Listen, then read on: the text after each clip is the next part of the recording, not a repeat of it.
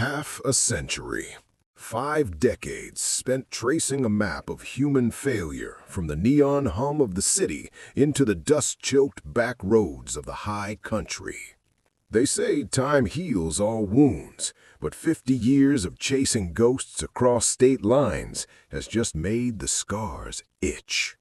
They say time heals all wounds, but for a man like me, time just makes the scars itch.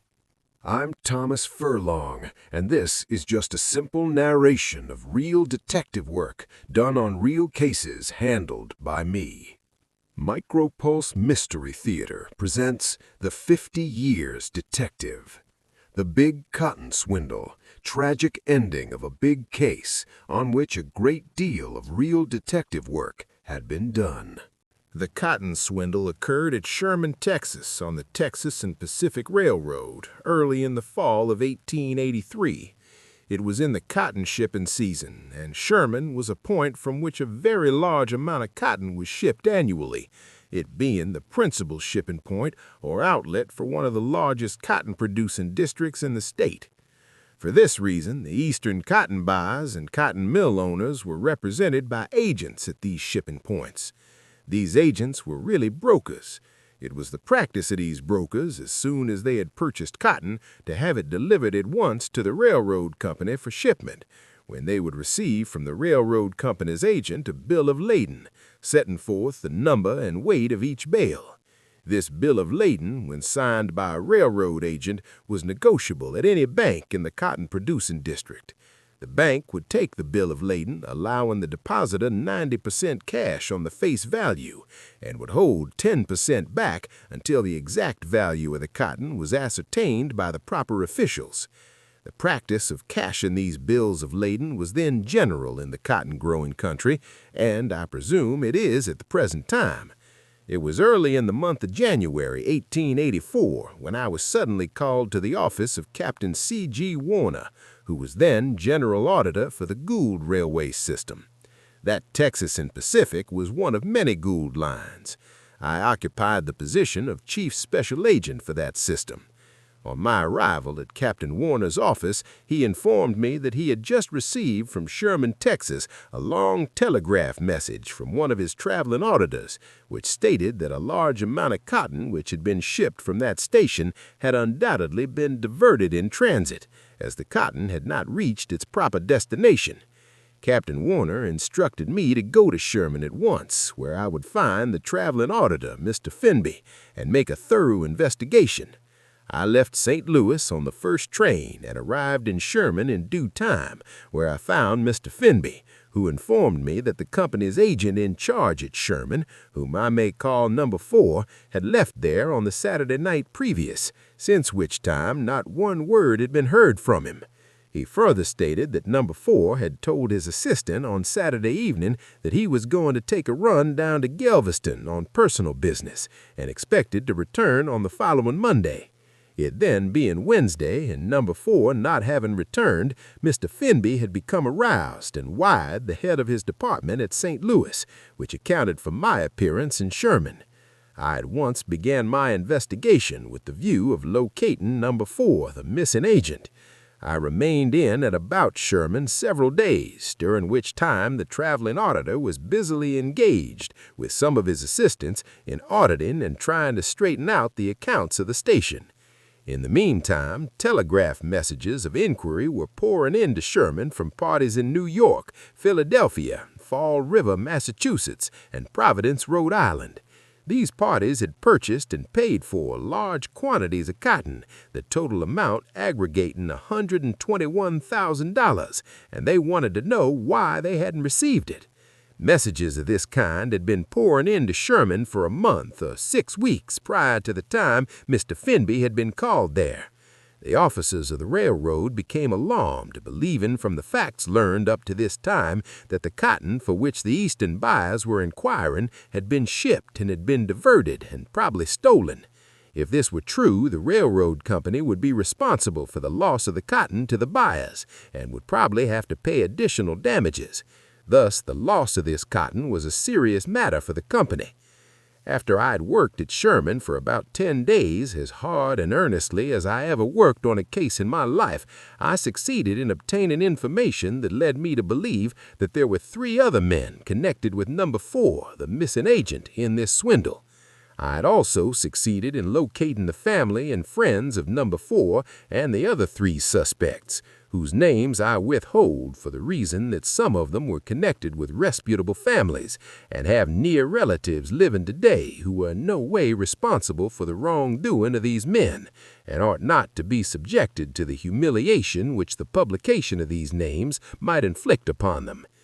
During my investigation, I learned that one of these men, whom in mentioning I will call number 1, had a brother living in New Orleans. I will call the other 2 Confederates number 2 and number 3, withholding their names for the reasons I have already given. I had decided to go to New Orleans direct from Sherman, and there quietly investigate the brother of number 1. I had also telegraphed to my office at St. Louis, Missouri, instructing George W. Herbert, one of my assistants, to meet me in New Orleans, which he did.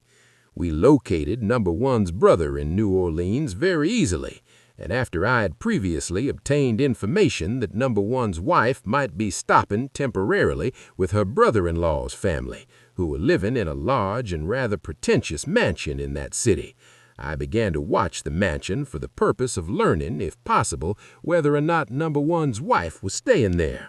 I had a photograph of number 1 and also of his wife. She was a beautiful woman. She was born and raised in the state of Tennessee, where her mother and other near relatives resided. I had learned that a man answering the description of number 1 in all respects had registered at the then leading hotel of Sherman under the name of J.D. Dillard, Jr. This man had reached the hotel at a late hour at night, was assigned to a room, and remained in it all the following day, ordering his meals sent to the room, explaining to the hotel people that he was ill.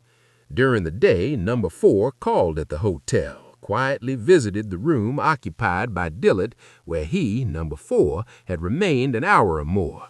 He went to Dillard's room without making any inquiries at the office, merely consulting the register. Dillard, who was really number 1, left his room about midnight the following night and took a northbound train from Sherman. Nobody had seen the supposed Dillard during the time of his stay at Sherman except the night clerk, who had not noticed him particularly when he assigned him to the room, and a chambermaid, a mulatto, who had charge of the room of number 1, or Dillard as he called himself, and waited on him while he was there. She had become familiar with his features and stated to me that she would know him on sight any place. She described Dillard accurately, after which I exhibited number 1's photograph. She instantly identified it as a good picture of Mr. Dillard. This is what caused me to place number 1's brother's house in New Orleans under surveillance. I also traced Dillard from Sherman, Texas, where the photographs of himself and his wife were identified by the proprietor of the hotel and the employees there, at which the Dillards had stopped for a period of a month prior to Dillard's recent visit to Sherman. Mrs. Dillard had remained at Emporia during her husband's absence, and he joined her at Emporia on his return from Sherman, and they departed from there immediately for parts unknown. I traced them to Topeka, where the trail was lost. My assistant and I kept up a steady watch on the home of number 1's brother in New Orleans, day and night, for about 3 weeks. We divided the time into 8-hour watches, one of us sleeping while the other was on duty. It was one of the most difficult tasks of that kind I ever undertook, for the reason that I was personally known to the chief of police of New Orleans, who was a friend of mine. I was also known to a number of police detectives of that city, and owing to the prominence of the family and connections of number 1, I didn't deem it expedient to meet any of the police authorities, as by doing so I would of course feel compelled to explain to them the cause of my presence in their city. I had no doubt that some of them would render me all the assistance they could come, but I was afraid that some of them might talk about my presence in the city, and the friends of number 1 might hear of it, and thereby be the means of hindering me in my efforts to locate the whereabouts of number 1. For this reason, it required more vigilance on my part to keep out of the sight of the police who knew me than what I was bestowing to the watching of the house in question. During the long vigil, many humorous incidents occurred. One morning, after we had been on watch several days, I hit upon a plan to find if there were any women about the big house, as we had seen none up to this time, hoping thereby to locate the wife of number 1. A few Blackstones down the street, a couple of good-looking young Italian girls were playing a hand organ. The instrument was a fine new one and of exceedingly loud tone. I quietly bargained for their services to take up their station in front of the house I was watching, telling them to play there as long as the police would permit them. The music and the performance of the monkeys brought several women from the house to the veranda, but to my disappointment, the much-wanted woman was not among them. The performance was repeated several mornings with the same results. Mrs. Dillard was not in the house, as we afterwards learned. Meanwhile, the brother, a gentleman of leisure, was in the habit of strolling each morning from his house to the post office, where he usually mailed several letters. He always dropped these letters in the general receptacle, which had an opening in the main corridor at least a foot in length and 3 inches wide, and led to a large box in the basement below the main floor. This box would hold, probably, a wagon load of letters and packages, and when a letter was dropped in this mass, it was almost impossible to find it again. Number 1's brother was a man middle-aged, rather slow in his movements, and very deliberate in everything that he did. He carried these letters in an inside pocket of his dress coat and walked with the cane. He would approach the general mailbox, placing his cane under his left arm, and carefully removing his snug-fitting glove from his right hand, would take the letters, consisting of 3 or more, and in an exasperatingly deliberate and slow manner deposit them in the box with the other mail. He would watch them until they had disappeared down the chute and out of sight. This operation was repeated by him daily, except Sundays, during the 3 weeks, and witnessed each time by either Herbert or myself, and had grown very tiresome to both of us. Finally, I concluded that we would prepare 2 letters and address them to ourselves, stamped them properly, and then covered the backs of each envelope with a thick coating of mucilage. Herbert was given one of the letters by keeping the other. Herbert placed himself on one side of the chute, while I took my position on the other side, each of us being some distance away from the receptacle. The main corridor of the post office in the afternoon was generally crowded with people passing to and fro between the hours of 10 and 12 o'clock. For this reason, we attracted no special attention. We knew about the time that number 1's brother was in the habit of visiting the post office, and therefore we were not kept waiting but a few moments for his appearance. He approached the mailbox in his usual manner, and was as painfully deliberate as he had been on previous occasions, and after he had gone through the customary maneuvers, but before he had time to drop the 3 letters from his hand, Herbert rushed up to the receptacle from the left and I from the right, and we both reached out our hands at the same time, with the letters we held having the mucilaged surface in such a way that they came in contact with the 3 letters he had had in his hand, and forced the letters into the chute with ours, the mucilage sticking the bunch of 5 letters together. All slid into the chute. Number 1's brother became very indignant and muttered something about rudeness and awkwardness. I attempted a hasty apology and disappeared around the corner to the office of the assistant postmaster, whose acquaintance I had previously formed. I told him that I had just deposited 2 letters in the main repository, and that I had discovered that I had placed the letters in the wrong envelopes and wished to get them so that I might rectify my mistake. He at once conducted me to the main mailbox below, where there were at least a half wagon loads of letters and general mail matter. I at once found a bunch of 5 letters, which were stuck together with the mucilage, and in separating them had ample time to note the different addresses on the 3 envelopes mailed by number 1's brother. One of these was addressed to a relative of Mrs. Dillard, to her home in Tennessee. Another was addressed to another brother of number 1 who resided in Atlanta, Georgia. The 3rd letter was addressed to J.D. Dillard, Jr., Ocean Springs, Mississippi. I knew of the relatives in Tennessee and of the brother in Atlantic, Georgia, and also that J.D. Dillard Jr. was the man I wanted to locate, and for the first time learned that he was at Ocean Springs, Mississippi. Ocean Springs was then a small winter resort located on the Louisville and Nashville Railroad between Montgomery and New Orleans. It was also a harbor on Mobile Bay and near Biloxi, Mississippi. Upon the receipt of this information, I went to Ocean Springs, Mississippi, arriving about midnight on the night that I had seen the letter addressed by Number One's brother to this place. There I found that the post office of the town was kept in a grocery store, which was part of the principal hotel of the town. I learned that the landlord, who was a very genial, clever man and proprietor of the grocery store, was postmaster. I quietly showed him the photographs of Number One and his wife, and he immediately identified them as Mr. and Mrs. Dillard Jr.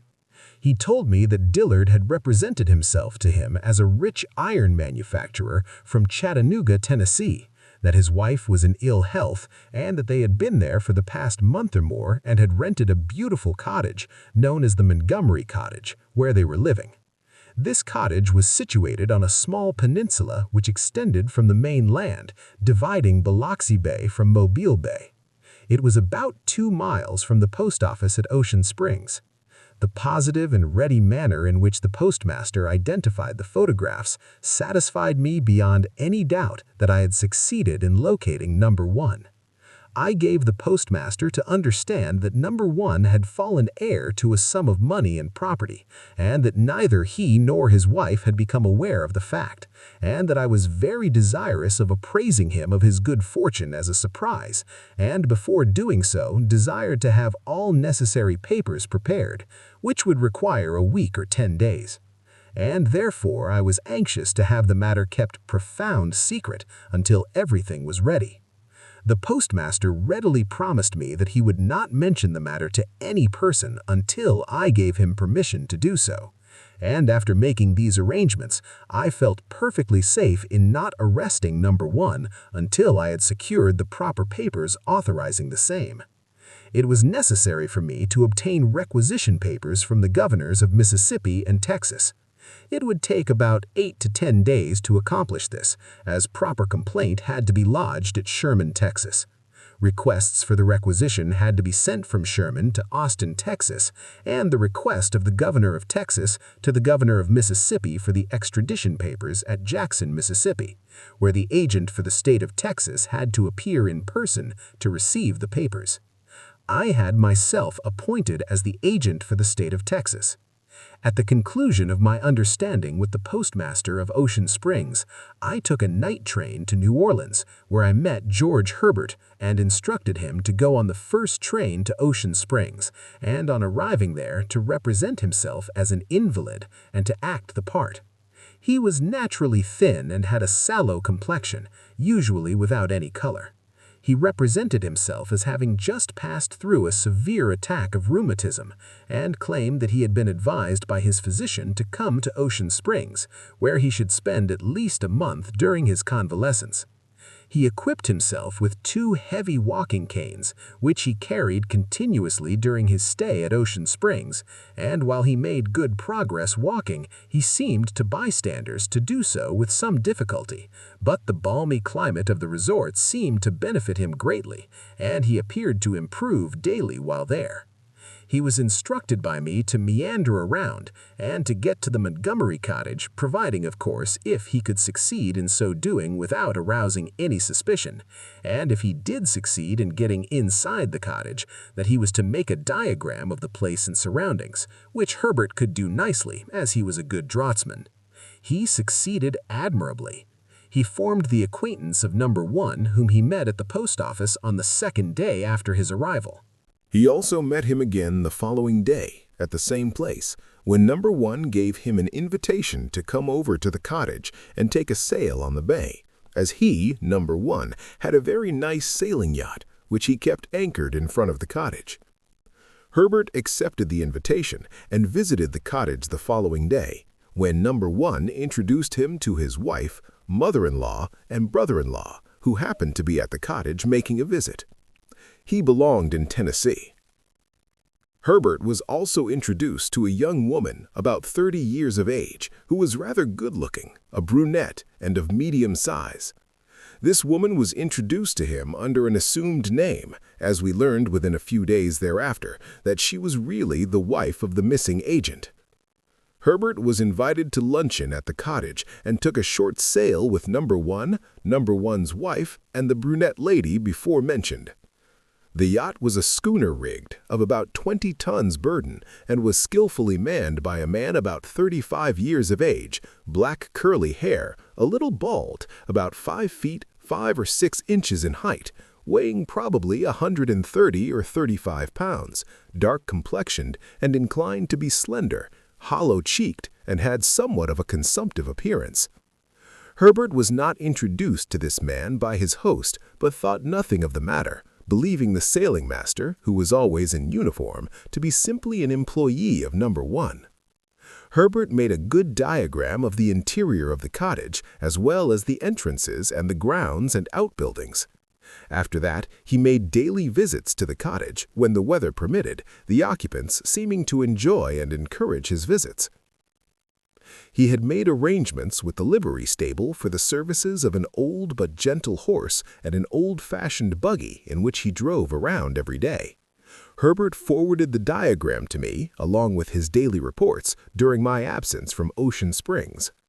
All this time, I was busily engaged in procuring the necessary papers and making arrangements to effect the arrest of both number 1 and number 4, as upon receipt of Herbert's accurate description of the sailing master of the yacht, I had become satisfied that the sailing master was none other than number 4, the wanted agent. In due time, I procured the papers and proceeded to Canton, Mississippi, which was the county seat for Ocean Springs. I there found Sheriff Clark of that county. As sheriff, he was commanded in the requisition papers to render me, as agent for the state of Texas, all the assistance I needed in making the arrests. I found Sheriff Clark to be a fine, affable gentleman of the old school. He was an ex-Confederate captain, having served through the Civil War, had been elected sheriff of his county at the close of that conflict, and had succeeded himself in office up to the time of which I write. I requested the sheriff to go with me himself and furnish one of his deputies. We left Canton, which was about 20 miles north of Ocean Springs, about 10 o'clock at night, and arrived at a station 5 miles north of Springs an hour later, where we left the train, as we did not deem it safe to get off the train in Ocean Springs. I had been informed by Herbert, with whom I was in daily communication, that number 1's brother-in-law visited the depot at Ocean Springs at night so as to see everybody who got off the night trains at that station.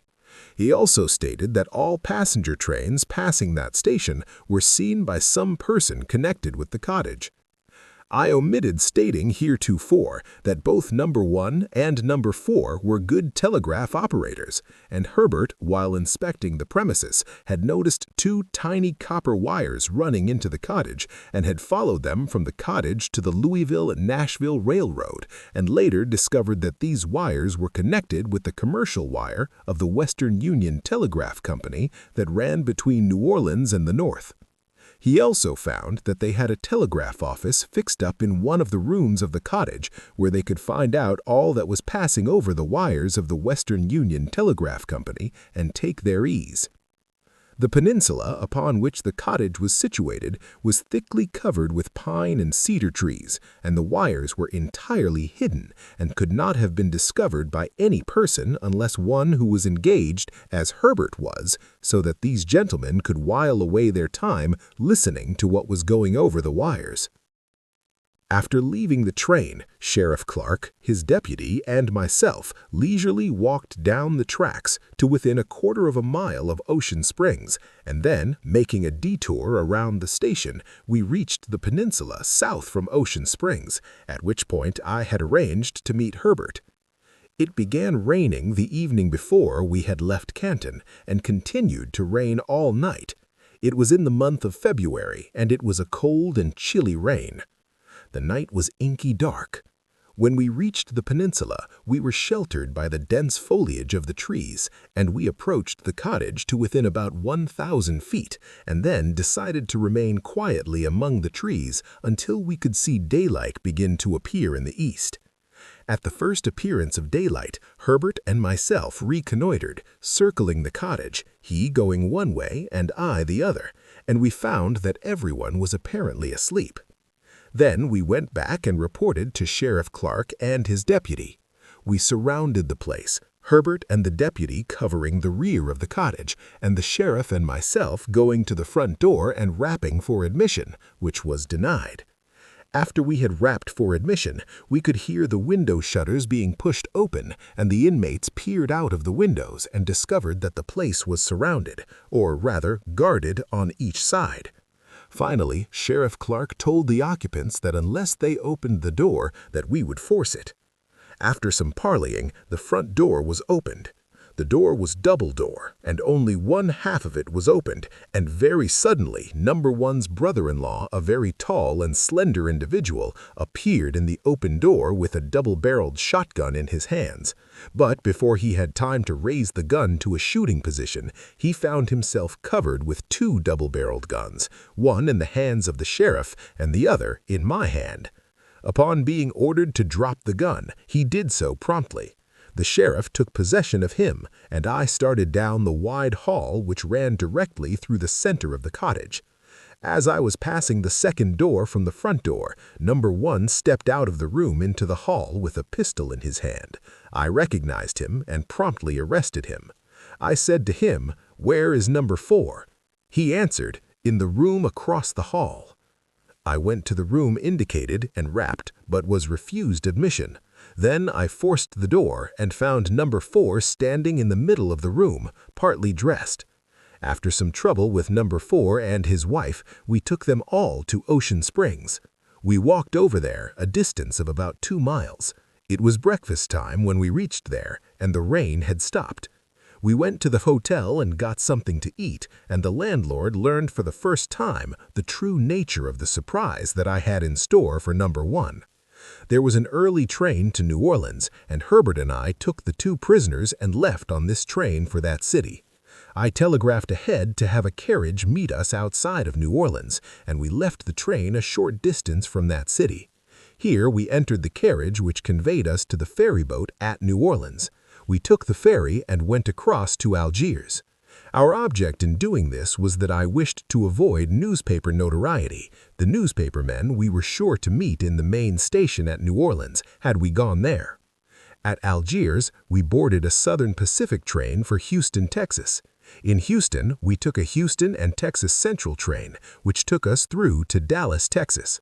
The prisoners were lodged in jail before the newspapers had mentioned the capture or arrest, for the reason that I knew that there were 2 others connected with the swindle who resided in Dallas and had not yet been arrested, who were not even suspected of having any connection with the swindle or any other crime by the people of Dallas. We arrived at Dallas at night with the prisoners. The following morning, the chief of police, Jim Arnold, and myself picked up and arrested the other 2 accomplices. These men were Hebrews. One of them had been a respectable and prominent cotton buyer up to his connection with the swindle. The other was an educated man and somewhat noted for having been mixed up in crooked dealings. He was a lawyer, but not practicing law for a livelihood. The reader should remember that number 1 was an ex-railroad agent and telegraph operator and had been employed as such up to about a year and a half before he became engaged in this cotton swindle. He had become thoroughly familiar with the railroad system of receiving and handling cotton. Number 2, who lived in Dallas, was also familiar with the buying and selling in value of cotton, as well as the customary way of obtaining cash from the banks on bills of lading for the same. Number 3 was the reputable cotton buyer or broker before mentioned in this story. He also lived in Dallas. The arrests at Dallas added greatly to the excitement which was caused by the incarceration of number 4 and number 1 the night before. The prisoners all waived preliminary hearings and were committed to jail in default of bail to await the action of the grand jury, which convened a month or 6 weeks later. In the meantime, 3 of the defendants succeeded in gaining bonds and were released from jail. My recollection now is that the bonds were fixed at $10,000 each. Number 3 was taken sick immediately after his arrest and continued to steadily grow worse until he died, which was about 2 months after he was arrested. Number 1 and Number 2, almost immediately after they had been released on bonds, fled the country, Number 1 going to Old Mexico, and Number 2 seeking refuge in London, Ontario, Canada. When the cases were called for trial in court at Dallas, Texas, Number 1 and Number 2 failed to appear, and their bonds were declared forfeited. Number 3, having died, his bond, of course, was not forfeited. Number 4, it appears, either did not try to procure bail, or if so, did not succeed, as he remained in jail. Meanwhile, I was employed in procuring duplicates of the bills of lading which had been issued and sold to the purchasers of the cotton, which caused me to visit the cities of Philadelphia, New York City, Providence, Rhode Island, and Fall River, Massachusetts. The procuring of these duplicates proved no easy task, but I finally obtained certified copies of all of them. These duplicates were to be used as evidence at the trial. I was at Dallas on the date set for the trial, and on learning of the absence of the defendants and that the court had postponed the trial of Number 4, he being the only one within the reach of the court, I at once reported the situation to the railroad officials at St. Louis, in reply to which I received instructions by wire from Vice President Hoxie of the Missouri Pacific to proceed at once to locate and arrest the fugitives and take them back to Dallas, and there to turn them over to the proper authorities so that they may be dealt with according to law. Upon receipt of these instructions, I detailed operatives Bailey and Herbert of my staff to locate and arrest Number 1, which they succeeded in doing after a lot of hard and good work. They arrested him at Gamus, Old Mexico.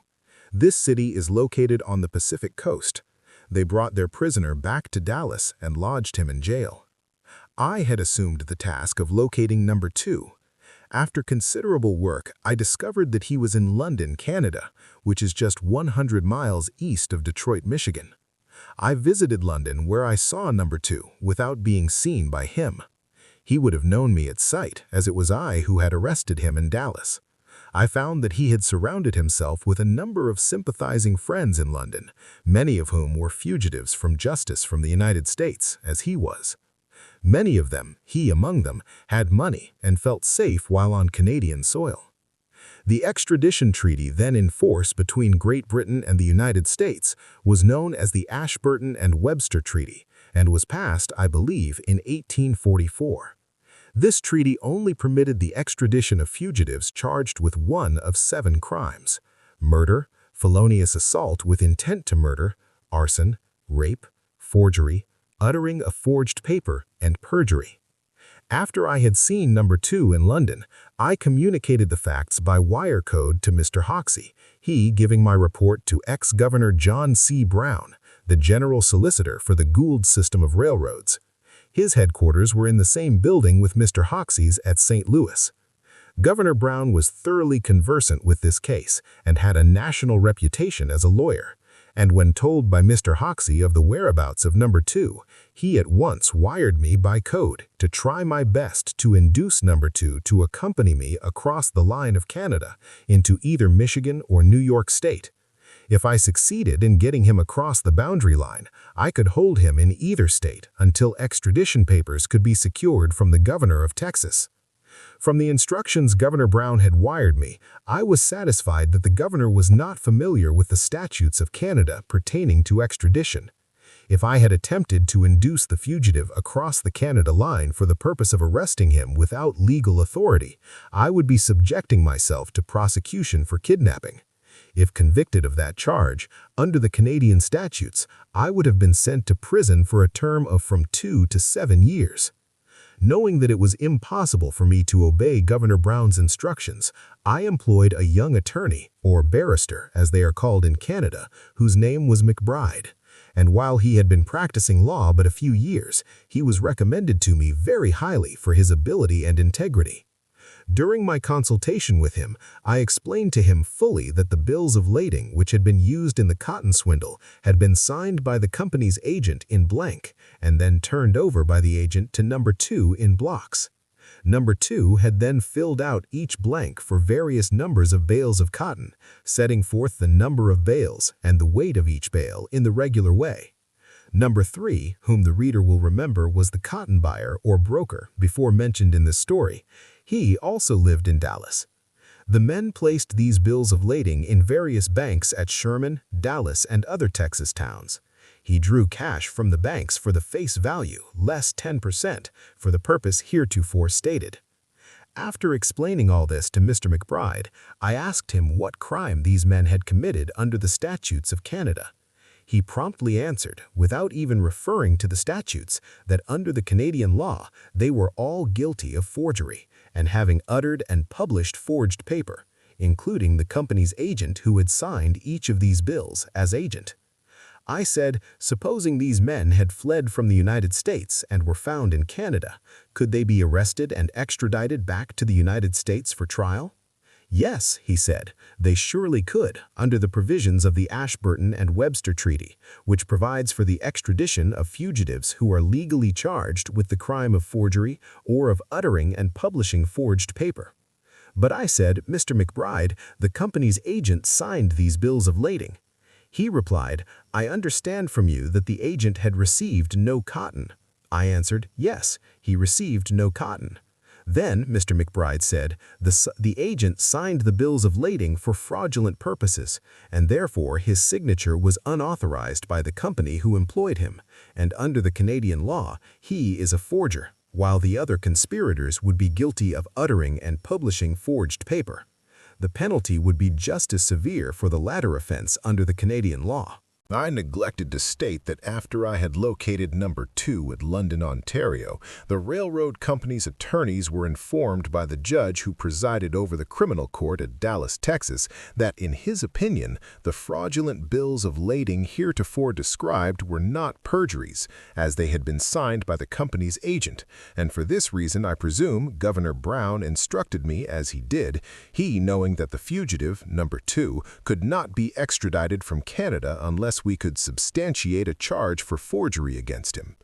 No doubt at the time Governor Brown believed the ruling of the Texas judge was correct, all of which I fully explained to Mr. McBride, to which he replied, "A Texas judge has no jurisdiction in Canada, and his opinion or construction of our law would amount to nothing here. And if you find any fugitive from the United States in Canada who has been connected with the swindle, you will have to identify them as being the right parties and then set forth the manner in which the swindle was enacted in the amount of money or property secured by the swindlers, and it does not make any difference what name the Texas statutes or the Texas judge gives the crime committed in the manner you have described to me.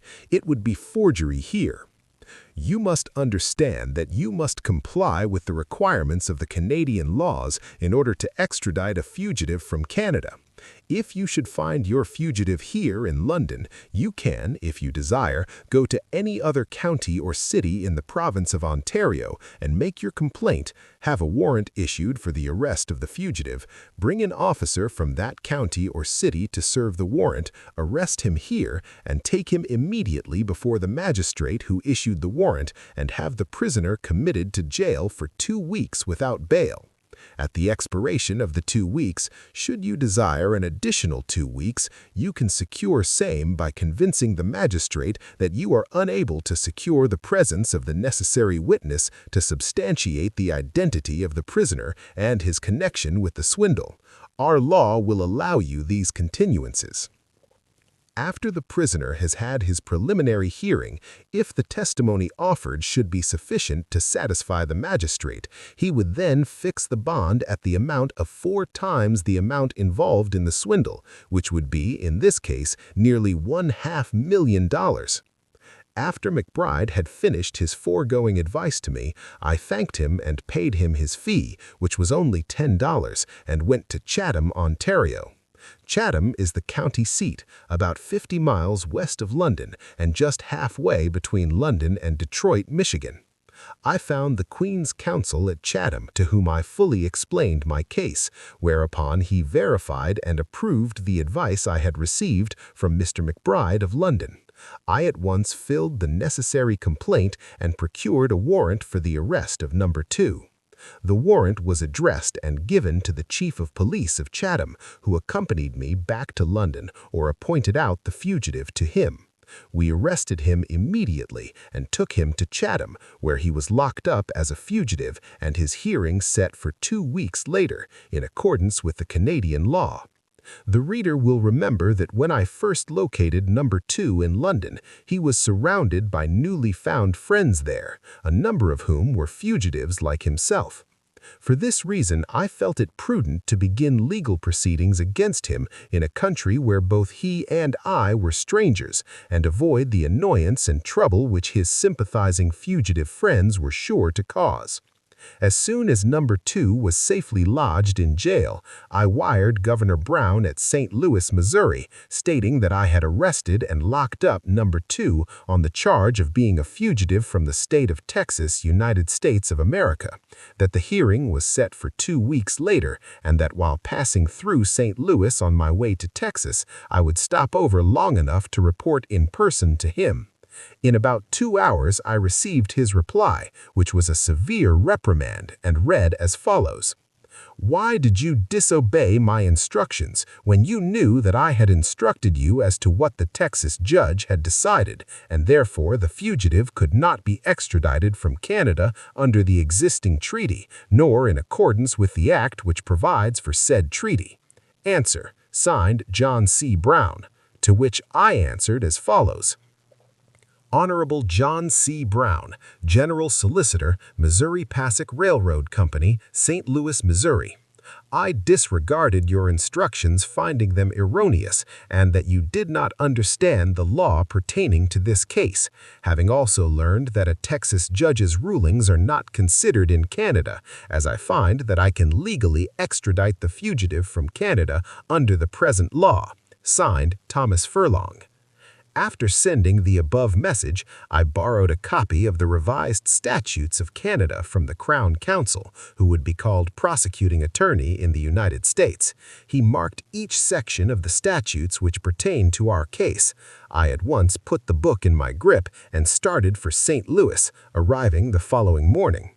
I immediately reported to Vice President Hoxie, whom I phoned in his office. After the usual greeting, Mr. Hoxie said to me, Tom, Governor Brown showed me a message that he had received from you yesterday. He appeared to be quite angry.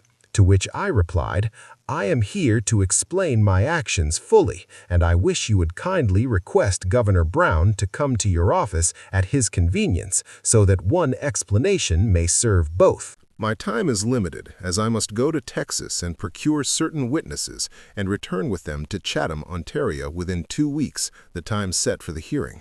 Whereupon Mr. Hoxie sent for Governor Brown, who appeared in a few moments. After the usual salutation, I repeated the instructions I received from him. I then stated that I had found it impossible for me to have carried out the instructions in Canada without subjecting myself to prosecution and probably a sentence to the penitentiary, and I therefore concluded to do the next best thing, which was to employ a competent attorney who advised me as to my rights and how to proceed legally under the laws of that country. I then produced the copy of the statutes which I had borrowed from the Crown Counsel and directed Governor Brown's attention to the marked sections before mentioned, which he carefully read. After he had finished, I produced and read the telegram I had received from him, at the same time calling his attention to the question he had asked me to answer in his message. He then compared his message with the one he had received from me in dignified silence, and then, without a word, handed the 2 messages to Mr. Hoxie, near whose chair he was standing. Mr. Hoxie read them, and then looked up at the governor and said, "Governor, what do you think of this matter?" For answer, Governor Brown deliberately walked around a table to where I was sitting and extended his hand to me, and I arose and took it. He turned to Mr. Hoxie and said in a pleasant manner, "Furlong was right all the way through." Then, turning to me, he said, "Furlong, you ought to have been a lawyer. I was a little angry when I received your message yesterday, but I see it was all right, as you only answered the questions I had asked you." I left St. Louis for Dallas that night, and while there, I arranged with the Chief of Police, Jim Arnold, and other well-known citizens to accompany me to Chatham, Ontario, as witnesses in the case pending against Number 2. These witnesses had all known Number 2 for years and were familiar with his reputation as to truth and veracity, his business connections, etc. The witnesses and myself arrived in Chatham in time for the hearing of Number 2. The judge, after hearing the evidence, committed Number 2 to jail without bail to await extradition papers from the President of the United States and the Governor General of Canada. Number 2 was defended in the hearing by two noted barristers who had once appealed to a higher court. In due time, the appeal was argued and the action of the lower court sustained, whereupon Number 2's counsel had the case taken up in the Privy Court in Toronto. This court affirmed the action of the lower courts, and it being the highest tribunal in Canada, its decision was final, and Number 2 was committed without bail for extradition. I immediately left Toronto for Washington, D.C., having already received the necessary papers from the state of Texas. I presented these to the Department of Justice in Washington on the evening of my arrival there, and they were promptly approved and sent to President Cleveland for his signature. By the way, these papers were the first of their kind ever signed by President Cleveland, it being but 4 days after his inauguration for his first term as President of the United States. The papers were delivered to me, and I left for Chatham, Ontario for the purpose of taking Number 2 back to Dallas, Texas for trial, and bearing the commission of President Cleveland to do so. The following day, the train on which I was riding stopped 20 minutes at Canandaigua, New York for dinner. As I was eating my dinner, a messenger boy called out my name at the dining room door. I answered, and he handed me a telegram which was from the High Sheriff at Chatham and read as follows: "When my jailer went to the cell occupied by Number 2 at 12 o'clock today, he found him dead. Had apparently been dead an hour, cause of death yet unknown, probably heart failure." I wired him that I would be in Chatham on the following morning. On my arrival there, a post-mortem autopsy was made of the body of Number 2, and it developed that he had committed suicide by taking laudanum. The sheriff and the jailer have never been able to satisfy themselves as to how Number 2 got possession of the poison. He had friends and relatives who lived in Jackson, Michigan, who called at Chatham and identified the body and took it to Jackson for burial. I then returned to Dallas, Texas, so as to be present at the trial of Number 1 and Number 4, they being the only two of the swindlers left for trial. When I had first arrested the swindlers and placed them in jail at Dallas, the prosecuting attorney called me to his office and told me that the defendants had employed a number of the most able attorneys at that bar to defend them. He said that he thought that the railroad company ought to permit him to select an attorney to assist him in the prosecution of the defendants. I told him that I had no doubt that the General Solicitor Brown would do so if he would make the request of him. He replied that as long as I was going direct to St. Louis, that I wished him to make the request for him, which I did. When I delivered his request to Governor Brown, he replied that Captain Tom Brown of Sherman, Texas, was the railroad company's attorney in that district, an able lawyer, and he would be glad to instruct him to assist the prosecuting attorney in any way he could, or he would furnish him any other of the company's attorneys in Texas should he believe their assistance necessary, and that he would take it up with the prosecuting attorney at Dallas and make all the necessary arrangements. I communicated these facts to the prosecuting attorney. Later, Governor Brown informed me that he, the prosecuting attorney, had selected a lawyer to assist him who was not in any way connected with a railroad service, and he had suggested that this assistant should be paid a fee of $5,000 or $6,000 by the railroad company for his services. Governor Brown further stated that the attorney selected for an assistant was not looked upon with favor by either himself or any of his assistants. Some of the assistants connected with the legal department of the railroad company under General Solicitor Brown refused to associate themselves with the cases if the man selected by the prosecuting attorney was connected with them in any way. His services were refused, and Captain Tom Brown went to Dallas for the purpose of assisting in the prosecution of the two remaining accused swindlers. I had turned the duplicate bills of lading over to Captain Brown, and on the morning of the trial of Number 1 and Number 4, he placed these papers in his overcoat pocket with other documentary evidence. He was a little late and hastened into the dining room, leaving his coat and hat on a rack in the corridor of the hotel. When he finished his breakfast and returned to his overcoat, he discovered the papers had been stolen.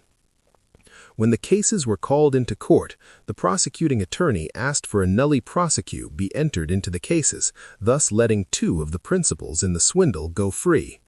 Thus ended the cotton swindle, the most gigantic swindle of this kind that had ever taken place in the United States, or I believe in any other country up to that time.